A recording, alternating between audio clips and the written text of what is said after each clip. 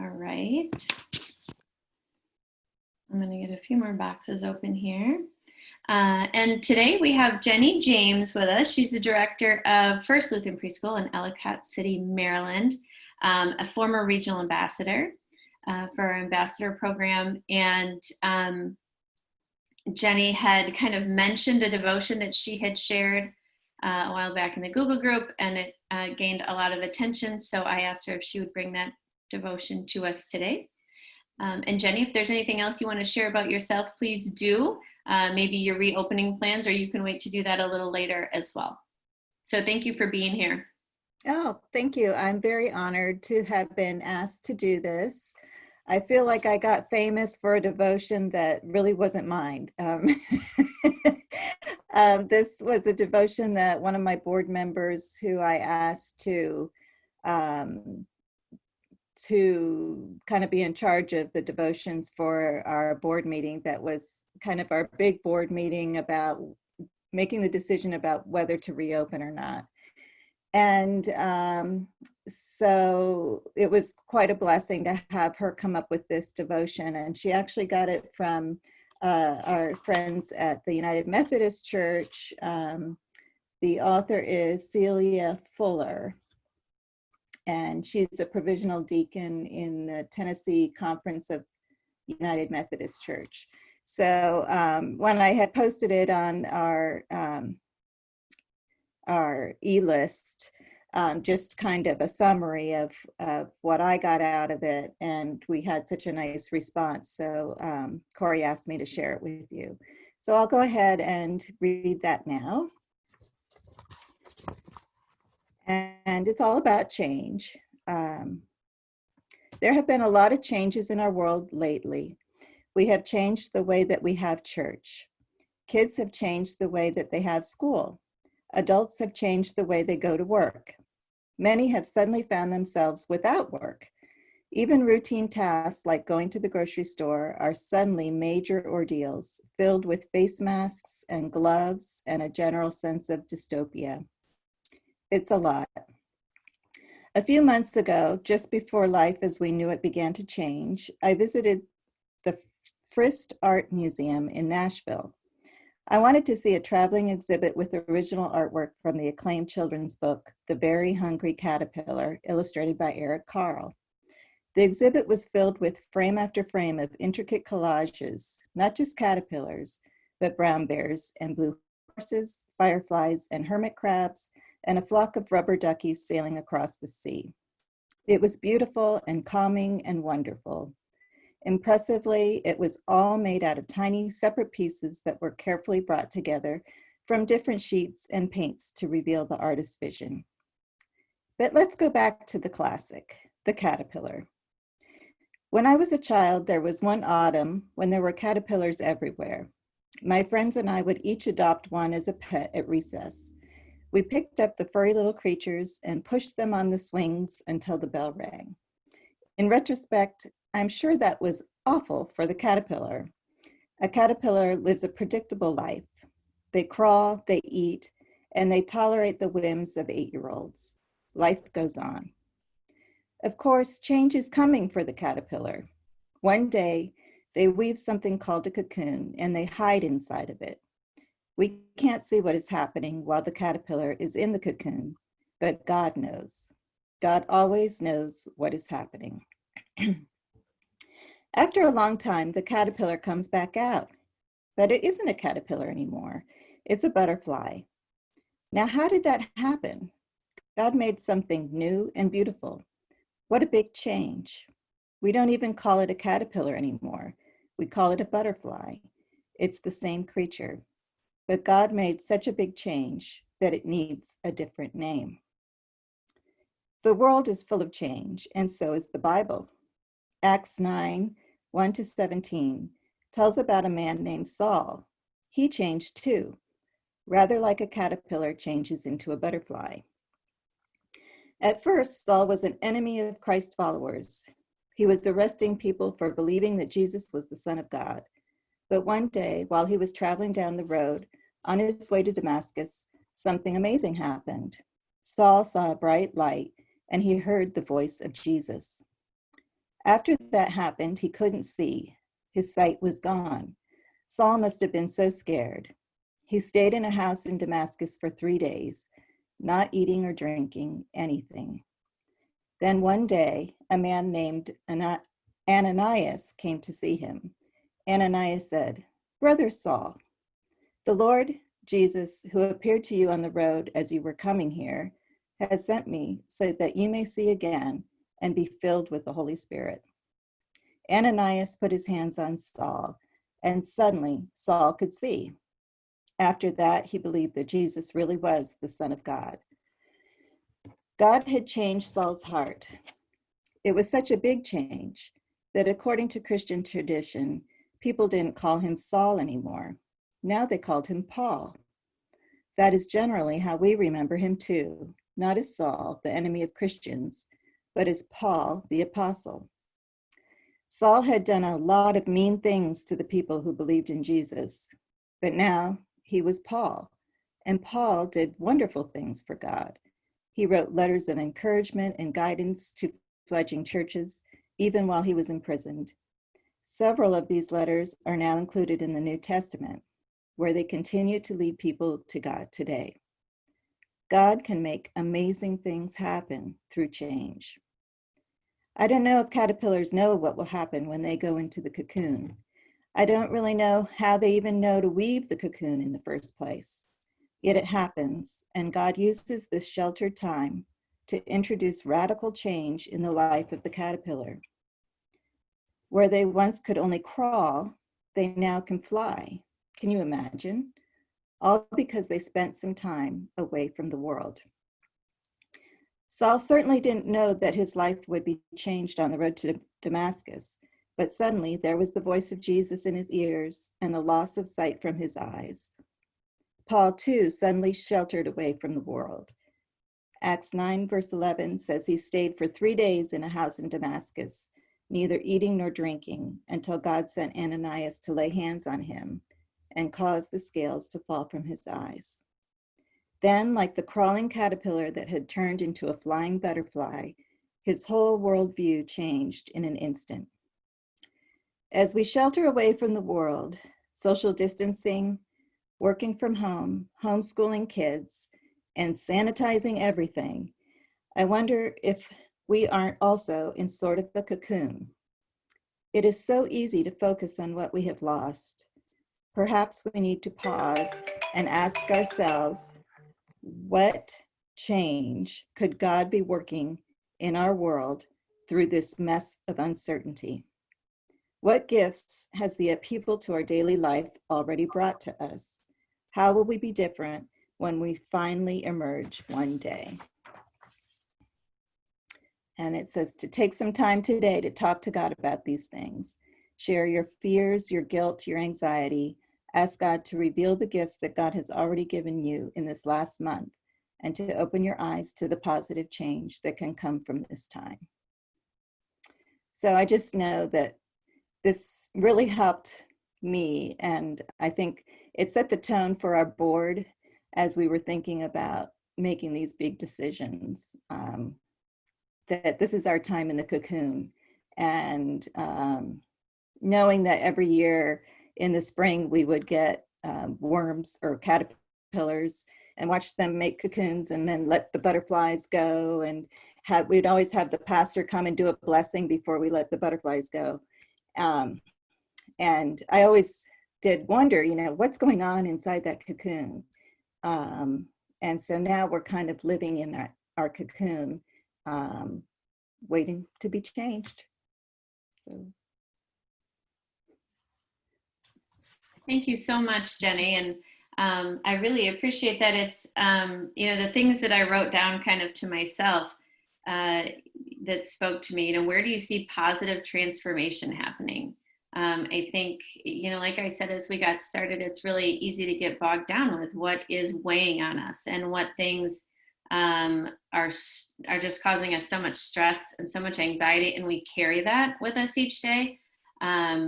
And decisions made out of stress, anxiety, fear are not always the best decisions. I like what Renee said. I'm trying to change my mantra to live by faith and not fear. And that can be really hard to do. Today's session, I really want to be about you. I want you to share with everyone here your challenges, your struggles, your successes. But maybe a good place to start is, where do you see positive transformation in your school, in your center, in your life? Because there are some really positive things that are coming out of all the changes that we're having to go through. So I'll just open it up to any of you.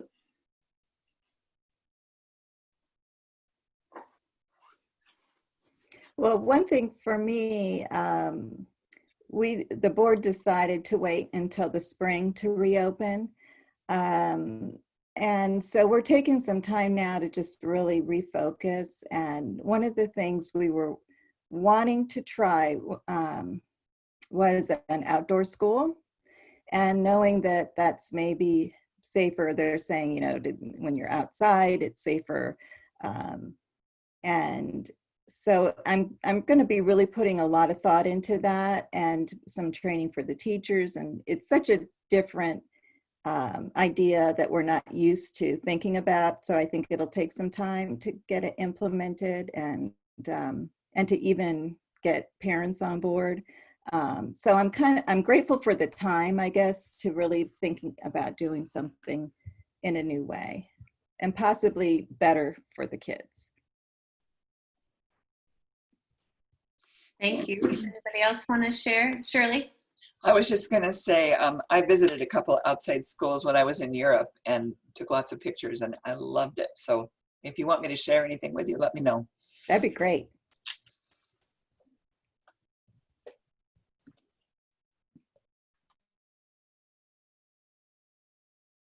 All right, come on. There's positive things going on out there. I just know it. I know you're going to have to hit your unmute button. So I'm Renee from Idaho, and I shared with a few of you on the ambassador call, was it last week, kind of an emotional, message from me that our preschool, our church decided that we would not open this fall. And actually, since then, I kind of hit a pretty low those couple of days, a real emotional low. And then I met with a local director and who's opening her program. And she was saying, you know, she really had to adjust her attitude as she was navigating through all of this, to live by faith and not by fear. And that came from her pastor as kind of a joint effort with the church and the preschool. So I got that message from her, and then I had lunch with our church secretary, who I've been longtime friends with, and she was actually a preschool teacher before she became the church secretary. And we visited for a while because she and I can confide in one another. Anyway, she shared with me that she really felt that our church leadership is really living every day in fear, and that many of their decisions are based on doom and gloom.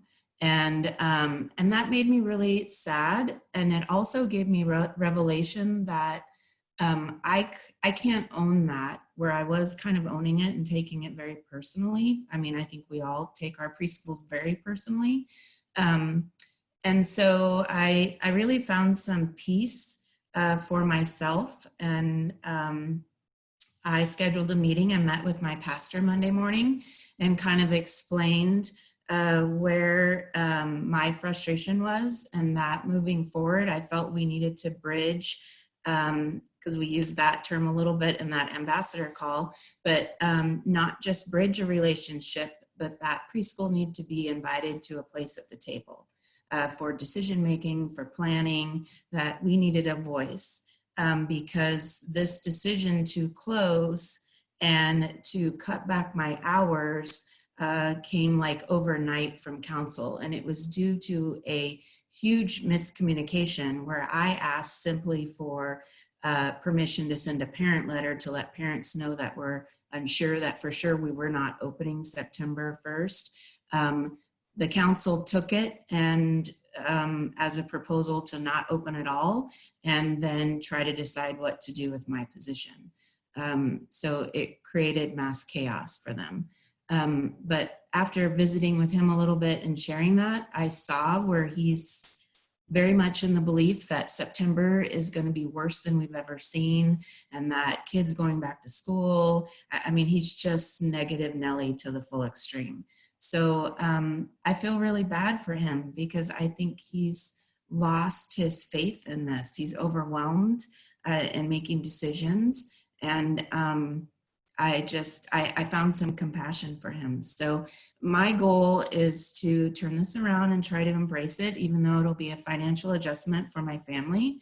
You know, just trying to figure out what it looks like for the future. And actually, my teachers reached out yesterday and we all met down at the preschool, 3 of them and myself, and they want to start making plans for the future. I mean, they're all excited. They want to see what we can do possibly, you know, in January. They want to plan a meeting in October. They were redesigning my office because, you know, my office is the storage / desk where I sit and, you know, all the snacks and everything is stored in. So that really gave me some hope that I think I needed. So yeah, that's kind of where I'm at, kind of an update from the last time. But I know that a lot of people are experiencing the same thing, and it really does, it's hard not to take it personally. And I had to kind of readjust it and let my pastor know that it was hard for me not to take it personally and that he needed to see that and understand that. So it was good. I'm in a better place, a much better place. I still have lots of questions. I think my board is trying to find resources to pay me. I think they're silent on their own, reaching out to our community and trying to see if they can't find some resources to help us financially along. So that's my update. Thank you, Renee. I'm so glad that your staff has come together like that. I think, you know, you use the word hope. And I think that's what everybody's searching for, is that little nugget of hope. And I'm glad to hear that your board is reaching out for funding. You're always my funding guru when it comes to telling other directors, like Renee has, like, she knows how to do this community building and going to different, you know, places within the community to get funding for things. So obviously they've learned from you. So that's wonderful. It's hard though, and I think we can all acknowledge this. It's hard though when you're asking for funding for you. It's essentially kind of for you personally. You know, we need funding to carry my salary if we want a future of the preschool. Whether you decide to cut my hours or not depends on how much work I do. For as much as I want to give all of myself, you battle with that. Man, this is really hurtful that you cut my hours in half, and you still expect me to do the same job and get the same results. So yeah, really have to find perspective in all of that. And actually, Corey, I do have a question for you. I know that, like, our preschool membership for ELEA was due this summer, and I got a really nice gentle reminder today that we paid that, and it's on my list of things to talk to our church about to see if they can cover that. Where do you guys, I mean, I know that your guys are driven by those fees, and I totally understand that, but I'm just wondering how much grace is there in that, and you know, what have you talked about that? Because I don't, maybe there's others in my too. Yeah, and the board will have another discussion about it today. We are right at the end of kind of the big cycle. So probably 70% of our memberships, maybe 60%, come due in June and July. And typically how the cycle works is that I think it's about 8 weeks before your membership is actually due, you start getting invoiced. We don't actually write you off, is the in-house term we use, until your membership hasn't been paid for 3 months. But with the new system of monthly payment, we're hoping that more schools turn to that, because I'd have to look at what that exact payment is, but I think it's less than $30 a month. Yeah. And it's just automatically done, and then you're automatically renewed. and it's you know, a cancel anytime kind of deal. And while of course for us each budget month it's not great because we're not getting the whole lump sum, in the long run it's much better for membership. That being said, we do work with schools on a one-on-one basis to say what's the situation, you know, and how can we support you continuing your membership. So we won't have real good numbers until September, October, as far as how many memberships have been lost. But I know we did write off 3 memberships. Just, I think Melanie did it maybe yesterday. But we've gotten, I think, at least 3 new memberships. So people that are connecting in different and new ways. The association is okay right now. We're okay. We did get the PPP funding. Memberships, like I said, are kind of coming in, but we won't have a real good sense until we start doing the write-offs for the June and July. Well, I think that you all have certainly established an important platform for us to rely on and a way for us to connect. So I think that many of us see the value in that, Corey, and I think that the way you have stepped up and provided this, you know, like these Zoom calls and these platforms to connect and not be by ourselves kind of out floating in that raft as we're trying to get back to land, so to speak. I commend you guys for that, because I think it's been well worth whatever the fee is to have the support that we've needed the last several months. So thank you. And I'll communicate with Melanie. So I'm just glad to hear she won't just write me off, so to speak. No, she will not. Okay, thank you guys. Thank you. Mary, you were going to share earlier. Are you going to unmute yourself again? I can see that on my screen, so I have to take advantage of the fact that I can see it and call you out. That's cheating, Corey. So we opened, we did online for a week, and then we've got a class that's actually staying online, and then we opened in person yesterday.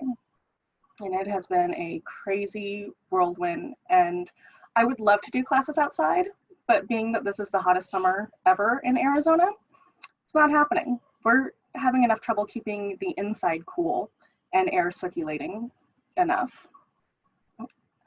Renee, I was with you back in the end of June, beginning of July, trying to figure out what we were going to do, and continually still working, trying to create that bridge that you were talking about between us with our family pastor, which some of you have met. He and I are great at working together and doing everything else. It's just bringing in like the board and the rest of the staff and everybody to still see that we are a ministry here and that we need to be connected and help each other out, because some people feel we took a hard hit. I'm half pay, my assistant is below half pay, teachers are nowhere close to where they should be, and there's still some people at the church are like, you don't need any more money, you're fine, you can deal with what you have. And that's really hard when they're like, oh, go buy this, go buy that, because in a small community everybody talks, and so you get to hear what other people are getting to do, and you're like, oh, I'm struggling to make tomorrow work. So that's the hard thing. But I think even with that, the small victories are helping me, and I have to look at that by day, because otherwise I get overwhelmed and I completely gloss over everything. So yesterday, our thermometer, you know, because we all get these new thermometers that don't touch and are supposed to be accurate, went from reading everybody at like 102 to 95.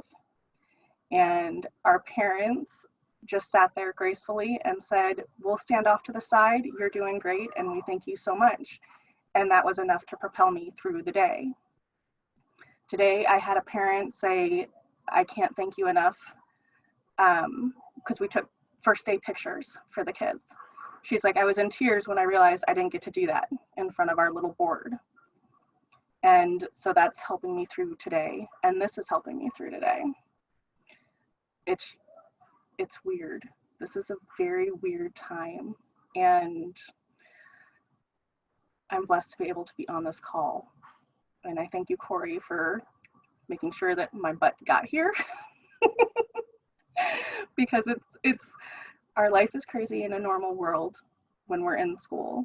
But now, even if we're not doing things, time goes by. And I easily forget things when we weren't in school. And so now that we're in school and things are so different, it's hard. I mean, I've got 2 teachers. We normally have 8 teachers. So it's my assistant and I are constantly running back and forth and everything. It's just different. That's all. Thank you. Again, I'm going to have to send kudos over to Beth, because she's kind of my checker on a regular basis. I'm one of those people that live on the reminders that people send me. You know, I know if I sign up for a webinar that they're going to send me a reminder, like, you know, in an hour, your webinar is starting. And I'm like, oh, good, because I forgot that I signed up for that. But I'm really bad at creating those reminders for everyone else. So I think it was last week that Beth said, Corey, could you like send those things out, you know, again, because I lost my link, and could you send it out in a few more places? And I said, yep, I can, because I know that I am one that relies on those reminders. And so people appreciate having those when they come in. Did anybody else want to share? Chris? Well, everything that we've been talking about thus far has resonated with me, and I will share with you guys. We have stayed open the entire time, and probably Corey, about 2 months in, was it even maybe 8 weeks?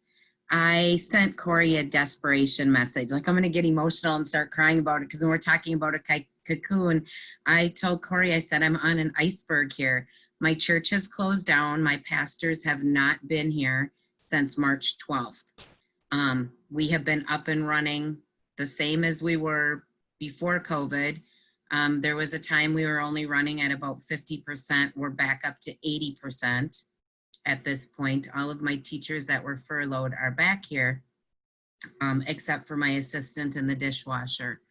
But I sent Corey a desperation message about June, and I said, I can't do this. I'm drowning. I can't keep my head above water. I feel like I'm on an iceberg all by myself, and there is no one here to help me.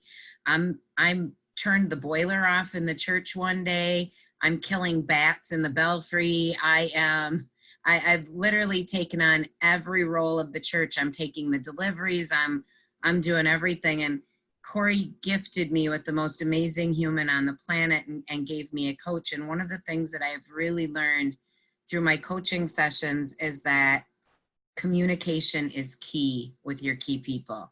I'm always assuming that my pastors just know what I need from them, or what I need from the council, or what I need from my church, and they don't know it.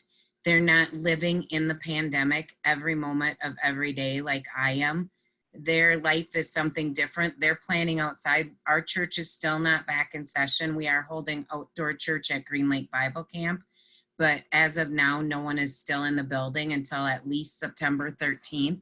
So one of the things that I had told them is, you know, they're all about, so we did set up a monthly or a weekly Zoom meeting, and now we're meeting in person, but just to, even though we have staff meetings and everything else, just to give me that one-on-one time to communicate with them, to let them know where I'm at in this process.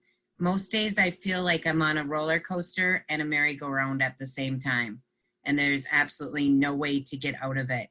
But some of the positives is our blessed bakers, we're contacted, and once a week somebody drops off treats for the child care center.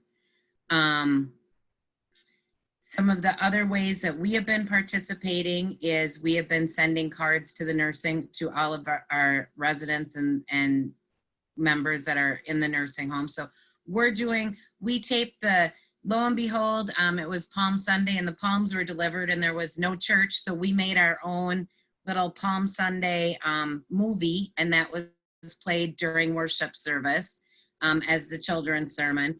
And so I think the way for me getting through the pandemic and keeping my pastors and keeping the church council and keeping everyone as involved as I can is bringing them along every step of the way. I cannot tell you how important that was, because I felt so isolated before I did that. And I'm like, how can they not know? How can they not know I'm here every day and they're just at home? But they really don't get it. And even now, still 5 months in and us meeting every single Thursday, they still don't get it because they're not here. We had our first parent test positive last Wednesday. That was a scary thing. We're 5 months in and have not had to experience this at all. My staff went into a complete and utter panic. They wanted to notify everybody. They thought we needed to notify every family. We did not. Minnesota Department of Health, I contacted them immediately. I contacted DHS. They defined what direct contact is, which is more than 15 minutes of less than 6 foot distance. Nobody had that contact. We are still allowing parents in the building. We have a very low cases in our county. So we're still allowing parents in the building, not in the classroom. They must mask when they come in the building. We're not doing daily temperature checks because of where we're at in our county. There may come a time when we have to do all of those things, but we're keeping things as normal as possible. But with our first case, I would say be prepared for that. Make sure you have a plan in place as to how you handle that. We did not notify parents, and lo and behold, this mother's second test came back negative. So we're not even sure at this point that that parent actually had COVID. And per the Minnesota Department of Health, they said it creates a panic. Parents will pull children. They will go run and have them tested unnecessarily. Again, every state is probably different, but I would just, I was unprepared for that. My staff was very, very panicky. They wanted to, all of a sudden, we're going to close classrooms. We're going to, we're going to do all of these things. And so I would say have a plan for that and just have as much communication. I've been attending the council meetings, the Zoom council meetings every month to give them an update, being we're open and they're not. And that's been very helpful because I don't think they understand what we're going through here every day. So. Thank you, Chris. I think that's really important when you talk about that, the plan for positive cases. And I'm curious to know any of you that are open if you've had any positive cases similar to Chris's story, but the plan needs to be different if it's a parent or if it's a child, if you're letting parents into the building, because so many of our families do live in fear, and bringing their child to our center is essential for them to continue to work and to live in, in the community that they're living in. And we don't want to create more fear than is necessary, but every state's guidelines are different. And so please make sure that you check those guidelines when you're putting that plan into place. I know a few people have shared their plans on the Google group. And if you do have a plan already that's in place, feel free to email it to me and I can attach it to our conversation today on that COVID resource list as well.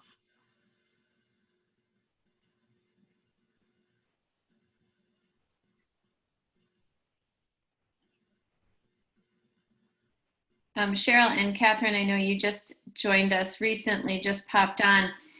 Just to give you a little bit of background, we we're kind of talking about the positive transformations that we're seeing happening, but also, you know, please feel free to kind of share your story, because we're all living through an incredible time of change. And what was happening 5 months ago is completely different than what's happening now in so many ways. And then in a lot, the same things are kind of happening. So we welcome you to share with us what your school is doing right now, and any challenges or successes that you would like to share.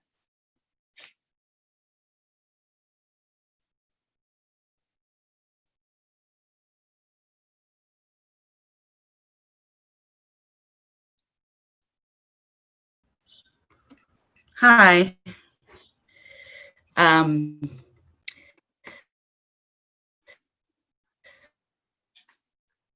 my name is Kathy Behrens, and I'm in here.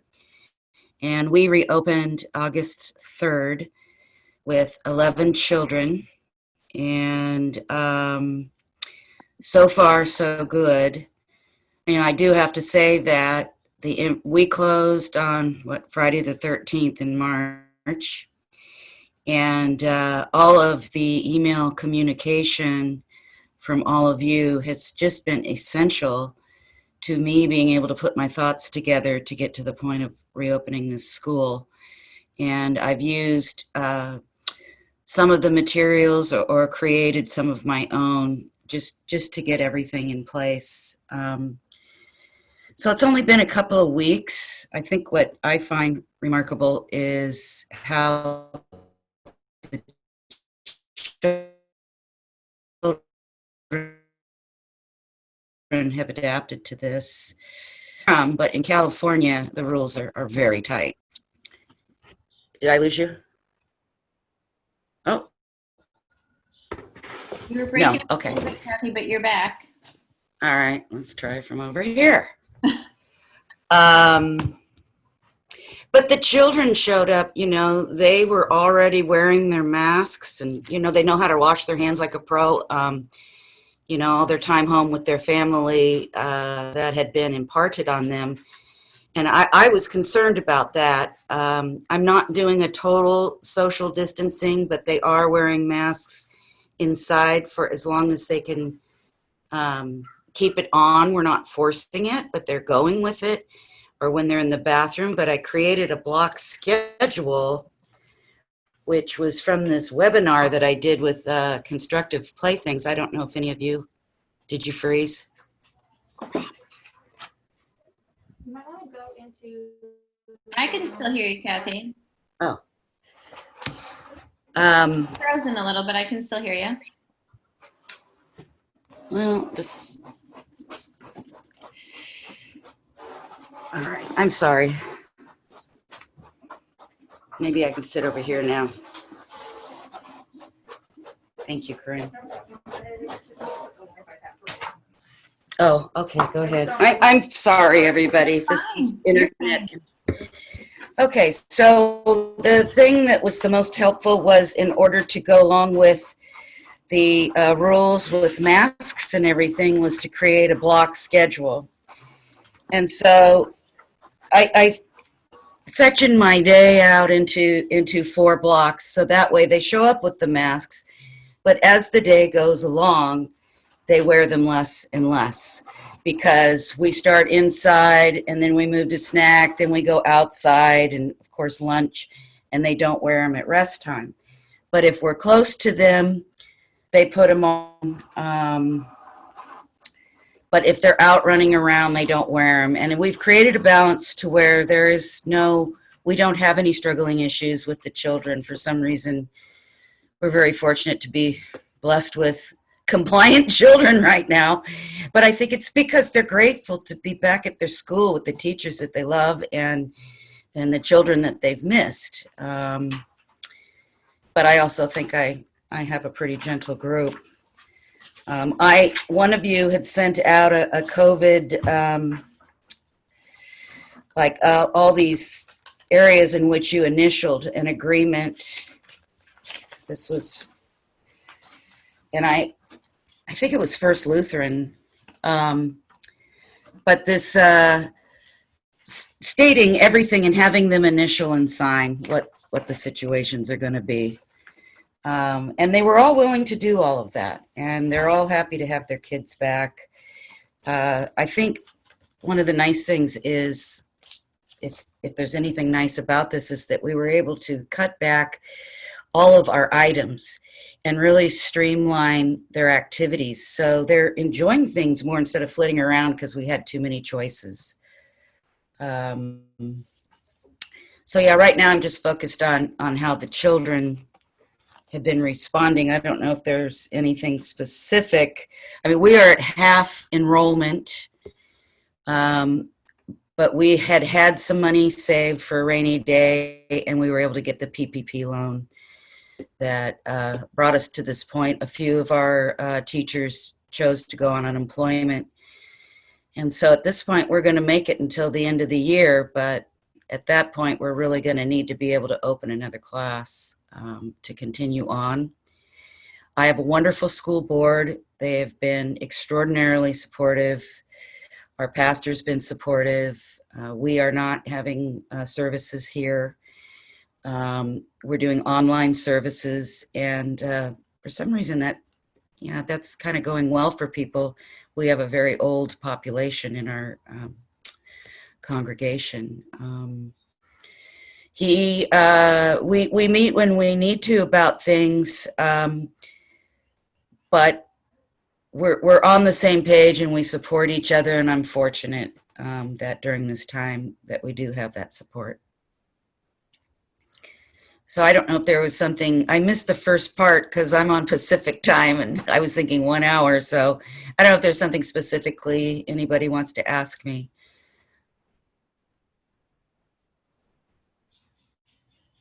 Kathy, thank you for sharing all of that. It's amazing. And I think you're right. The kiddos take to the masks pretty quickly if they need to. And so many of us as parents, I mean, we just keep masks in the car, right? I mean, it's just a normal thing we do. And when we are ready to, walk into a store or walk in somewhere, everybody just puts their mask on. It's really, there's no reminding even left, except to make sure you have one in the car, because I don't want to drive all the way back home. No. And I'm really happy to hear the support from your pastor and the support from your board. And like Chris was saying, and Renee's really been working on, and I know a lot of you are working on, is that relationship between yourself and your pastor and your church leadership. And yes. That right now more than ever, that needs to be really a solid relationship of open and honest communication and transparency in decision making. And sometimes the best we can do is just continue to share what we're doing, make them aware of what is happening in our school and in our center and in our own decision making. So thank you for sharing. I don't, if somebody has a question for Kathy, or if anybody else would like to share. Cheryl, it's nice to see all of you after all of those emails. Honestly, the support group of all of this, and just seeing and things that I never really had thought about yet, but then these running emails that would trigger my thinking. I feel like I did an internship or something, reopening this school and sharing in your ideas. So thank you. There's a lot of you can write some best practice books when we get to a semblance of, I don't even like to use the word normalcy anymore, but what it looks like a year down the road, I think you can, a lot of you can write some really good best practice. So anybody else? Yeah, Michelle? You're muted, hon.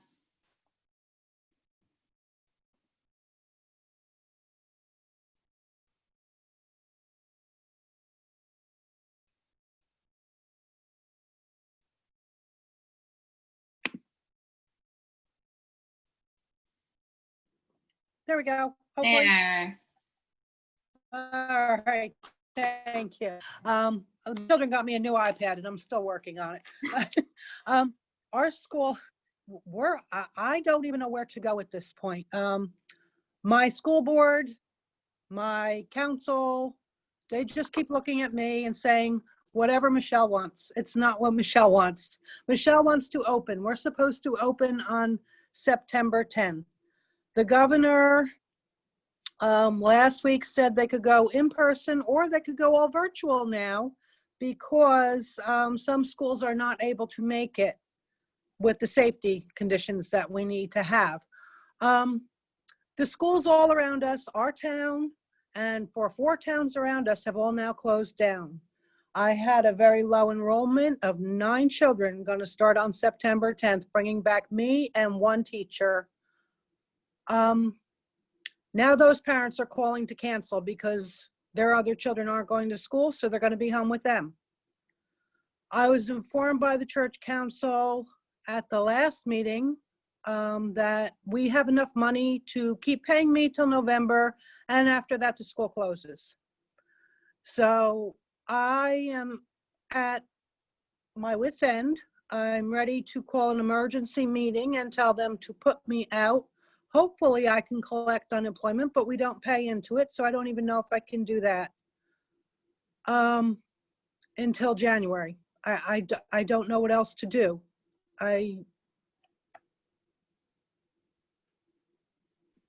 Michelle, remind me where you are. I'm in New Jersey, a very small town, but Piscataway, South Plainfield, Middlesex, Denellen, Plainfield, everything around us has already gone virtual again since the governor announced that they could. And now the other parents that we did have enrolled are pulling their kids because they're going to be home anyway, so why pay? It's interesting because I know that we've had areas here where the schools that are open are seeing an influx when all of surrounding schools go virtual because there are parents who would like their children to be attending in person. Right. So they are seeing some higher enrollment for centers that can provide that socially distant classroom opportunity. Mm-hmm. But I'm going to reach out to you offline. I've got 2 more Zooms after this one, and then I'm going to give you a call this afternoon and connect you to some resources in your area. Okay, great. Thank you so much. You're welcome.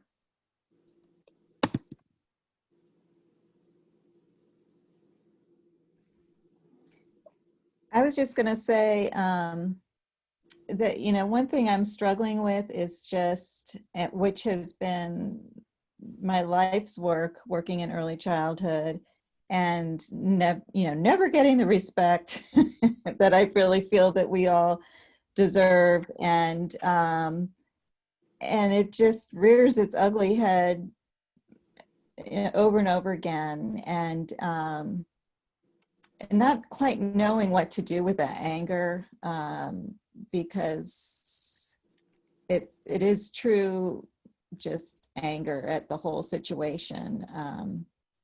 I don't know if others are feeling that. I've written my own, feelings down about it, but not sure what else to do.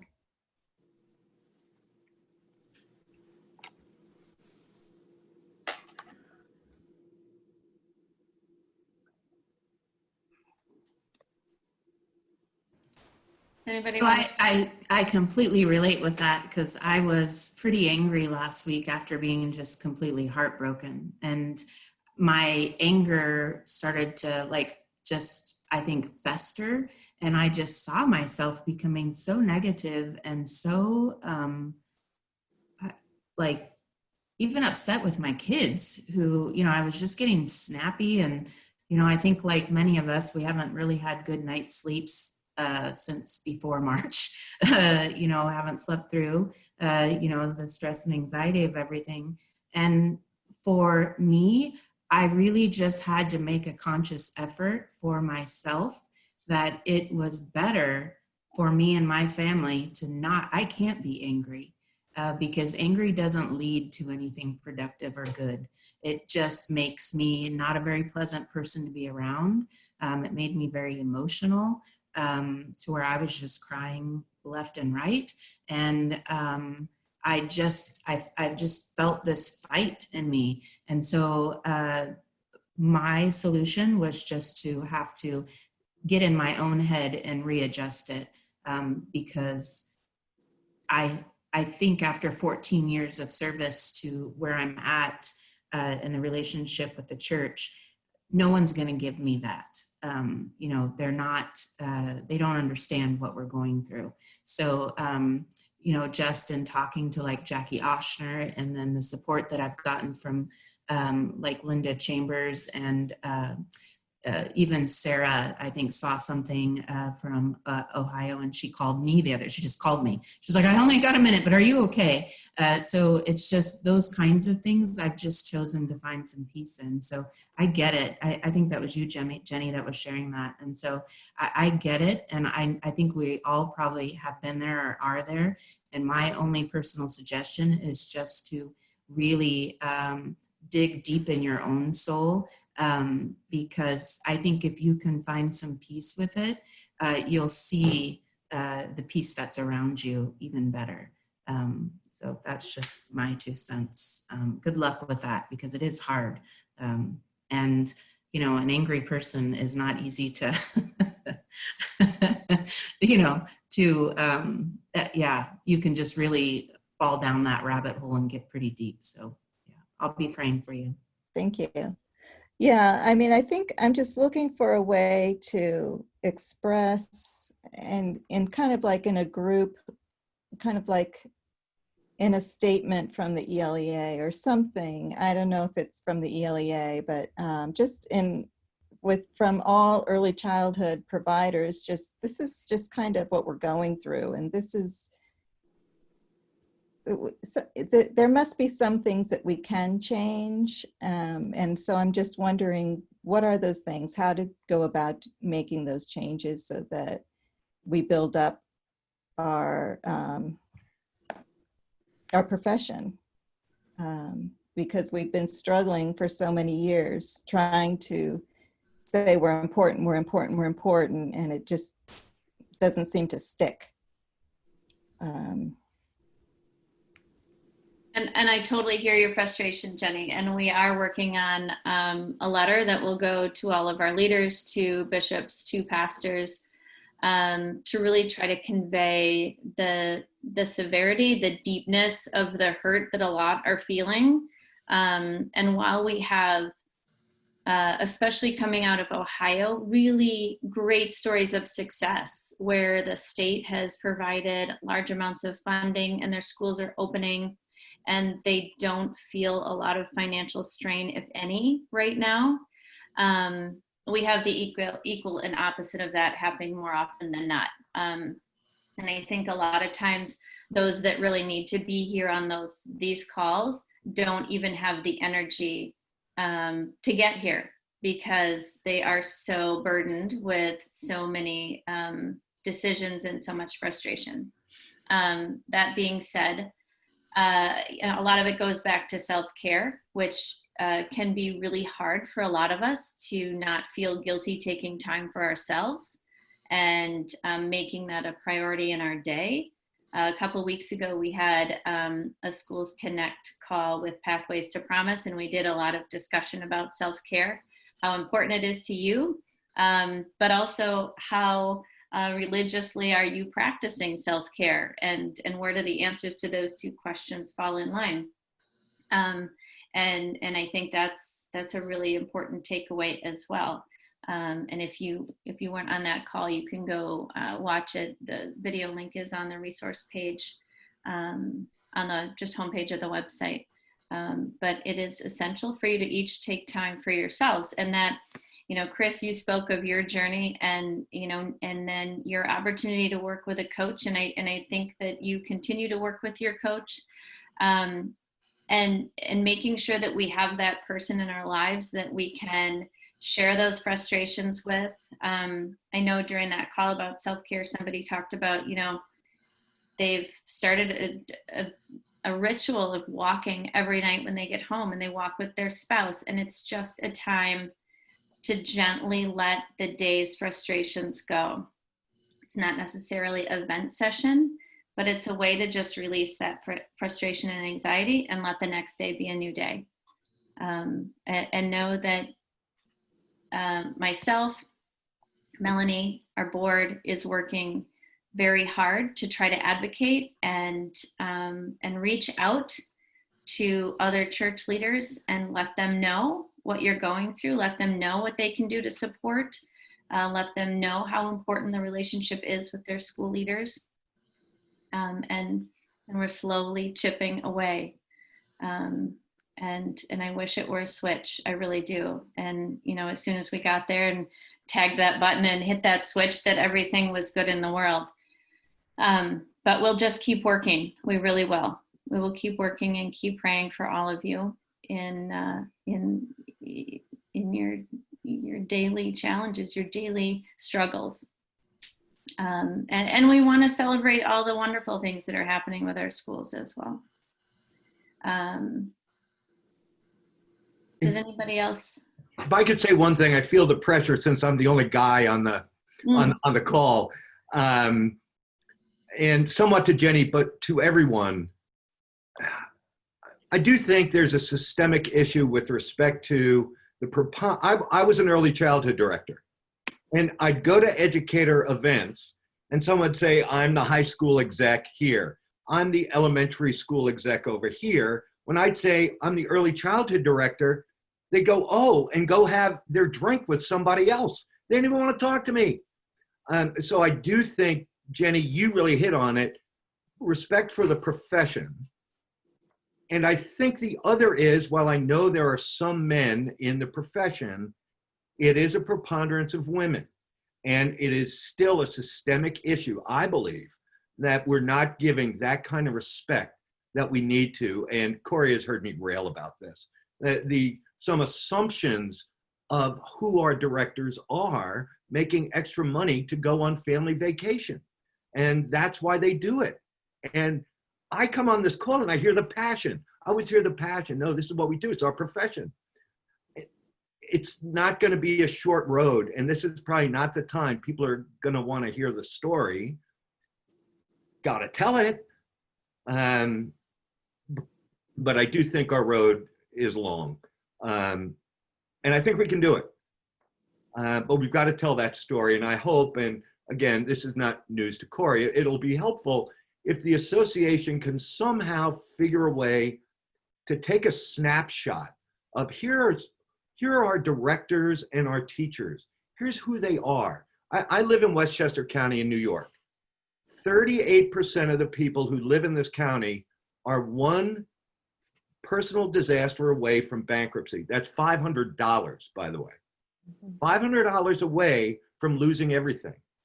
How many of our teachers and directors who are being told you're going half-time, you're gone in November, what have you? How many are that close? I think more than we know. Maybe a couple of you on this call. That's the story we've got to tell the church. When we hear, well, I don't think we pay into unemployment insurance, which is I have a big problem with that, but I understand it. And there's certain federal laws and there are state laws and all the rest. I just don't think the church can just write that off and say, well, you don't get anything. I just don't think we get to do that as a church. You know, I have not been on these calls. And when I was on the ambassador call last week, my heart was broken open. I don't know what to do either, but we can't stop trying to put together a strategy to tell our story, because your stories are compelling. I know they are. I could probably tell some too from years ago when kids were 3 and 4 that were talking to me. So Corey's right. Let's look for the positive, and that all absolutely right. And also, let's not stop fighting in a positive way. Just keep telling the story, because the stories are rich. Okay, I said my piece, sorry. So, John, I don't know if I shared with the ambassadors last week, but Beth from Olympia, Washington, we had a regional call like 2 weeks ago. And after she got off that Region 1 call, she actually wrote a letter to her bishop in her area, and they're having a meeting, a Zoom meeting tonight, right, Katie? That's great. I think at like 7 o'clock today. The bishop called a meeting and they're going to have a Zoom call. And Beth's letter basically was just like, you know, I'm not sure if you realize that this is going on, but I was heartbroken to listen to this call of local directors going through what they're going through without the guidance of anyone, and a little bit of failure from their churches. So it was a very interesting. So I'm really interested to hear that, how that call this afternoon goes, Corey. I don't know if you are joining it or if who's joining it, but I know Katie and Jackie Oshner are all going to be on that call, because I think that could be a step in the right direction, just to say, hey, we need a better platform in being able to train or something. I don't know, give some knowledge to how to support these programs that you created, that now you're just like, okay, your money's not coming in, so let's just cut you. But we'll keep paying everybody else that's sitting around at home or in the office. And for some of those churches, that money not coming in is also paying the church's bills. You heard me say this, right, last week. Yes, they are. So I hope this is a great call, and that message can get to Bishop Eaton, who can then maybe share that with her bishop colleagues in an appropriate way. Washington's got a great history of wonderful early childhood programs. So I spent, what was the name of the town? I forget the name of the town, but where Pat Garrett was. You guys are great. So I'm really hopeful that you're going to get somewhere with this in that district, in that region. And I know we're going a little off, and I'm going to wrap us up really soon. And Renee, it is a huge step in the right direction. And it's much like the situation you had with your pastor, which was that our bishops have full plates as well. And you're right. Sometimes it doesn't even cross their mind. Even if they are school centered, like they know that they have schools, it is not on their mind that their schools need assistance, because they're dealing with so many other things that are coming in. So it really is our job, my job, to remind them consistently, this is what's happening. This is what our schools are experiencing. This is how you can connect. This is how you can support. And by offering, hopefully, several opportunities for them to support, reach out, connect, that word spreads. They do meet with the bishops meet with each other. They meet with their pastors. And I think the more they understand that the ELEA is here to help as well, that line of communication can go in multiple directions. So huge thank you to, Beth? Yeah, for writing that. And you did send that to me. So I hope that goes really well. I have a short prayer. I will pray us out. Thank you so much, everybody, for being here and doing the work that you're doing. Lord, thank you that we are a family in Christ. Help us to share his love and legacy with everyone that we encounter this week. May we lavish Christ's abounding goodness upon our families, friends, and colleagues. Holy Spirit, come and equip us in our workplace, guide us in our school life, and inspire us in our communities. May we be your hands and feet to the needy, your words of affirmation to the oppressed, and your arms of comfort to the lonely. Thank you for choosing to use us to bring your kingdom here on earth. Amen. Thank you. Thank you.